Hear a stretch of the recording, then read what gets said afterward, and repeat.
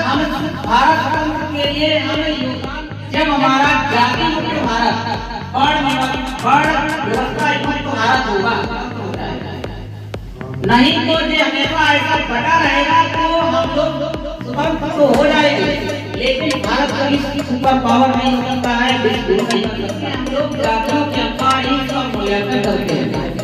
जैसे व्यक्ति चाहे जितना भी हुआ या कोई भी व्यक्ति कितना भी यहाँ लिखा हो जाए, हम उसका मूल्य जब समझते हैं कि सोचते हैं कि किस जाति से आता है, किस भारत से आता है, तभी हम उसकी वैल्यू देते हैं। ये अभी मेरे भारत में हो रहा है, ऐसा ही कोई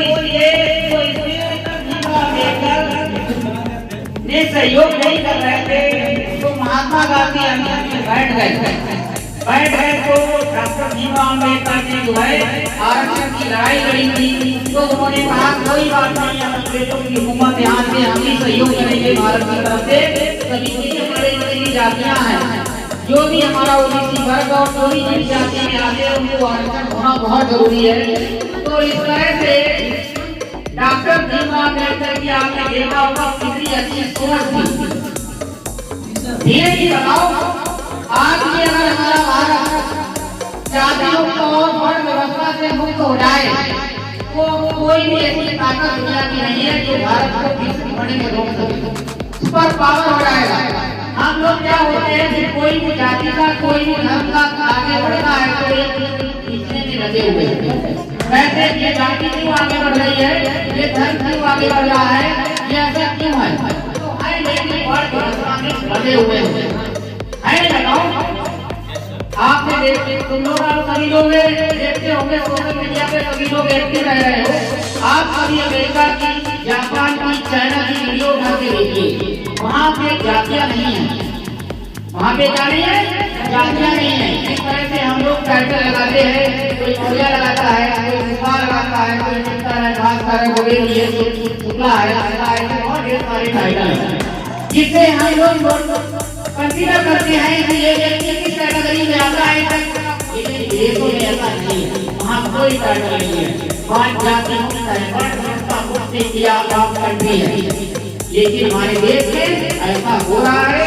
ऐसे जब तक ये व्यवस्था हमारे यहाँ पे रहेगी शायद आपको लग रहा है कि हमारा देश विकास से विकसित हो सकता है, क्योंकि आपने देखा होगा भारत में कौन से छोटे छोटे देश भारत में कई 10-50 देश बन जाएंगे, लेकिन वो भारत उनके पास ऐसी महाशक्ति है जो भारत को नहीं लगा देती। हम लोग क्या है, हम लोग वर्ण व्यवस्था से भरे हुए और ये वर्ण व्यवस्था को बढ़ने में हम सभी का सहयोग पूर्ण रूप से जटिलता से है। इसको खत्म करने के लिए हमें पता नहीं कितने वर्ष लगेंगे, महीने नहीं वर्ष लगेंगे। और इस वर्षों में अगर हमारा युवा नहीं जानेगा कि हम एक दूसरे की पहचान जातियों के अनुसार करेंगे, धर्म के अनुसार करेंगे, तो शायद कोई भी आगे नहीं बढ़ पाएगा। बढ़ेगा नहीं बढ़ पाएगा। इंसान का वैल्यू जो है, इंसान का ही एक धर्म के रूप में उसकी वैल्यू दी जाए। तुमने देखा होगा कि यही जैसा हमारे भारत में निरंतर पहले क्या था, पहले भी जब देश आजाद नहीं था तब भी हमारे देश में वर्ण व्यवस्था जाति हावी थी।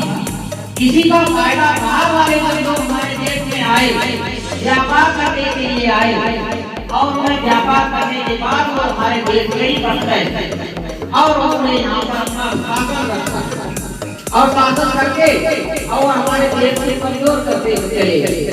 और आज जो है हमारे देश में कई टुकड़े हो गए, पाकिस्तान बन गया, अफगानिस्तान बन गया, ऐसे बहुत ढेर सारे देश हमारे देश के टुकड़े होते चले।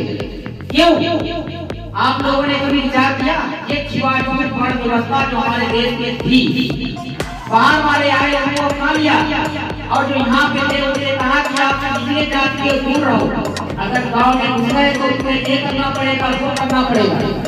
ऐसी व्यवस्था मेरे देश में आ रही है। इसका फायदा बाहर वाले विदेशी लोग हमारे देश में आकर के हमारे देश में खोखला कर और कई बार आक्रमण किया। और आप लोग इतिहास बनाकर देखते हैं, जो लड़का है कि हमारे देश के जो पहले के रहने वाले थे उनके अत्याचार होते रहे, जो बाहर के आते तो पढ़ाई काटते हैं। बताओ ऐसा था नहीं था? बताओ आपने देखा होगा अंग्रेज यहाँ पर आकर के कितना कमल लूट के ले गए, और हम लोग यहाँ पे भी हम लोग एक दूसरे से यही रहा कि आप ऐसी समाज में आते हो और उसी समाज में आते हो, आप जनक समाज में आते हो, इसी का ही विचार करते हैं। लेकिन बाहर वाले आए और उनको अपना लिया, उन पर कोई स्वार्थ और हम लोगों ने उनका समर्थन भी किया। तो आज भी अगर हम लोग युवा इतना युवा है कि जातियों से जातियों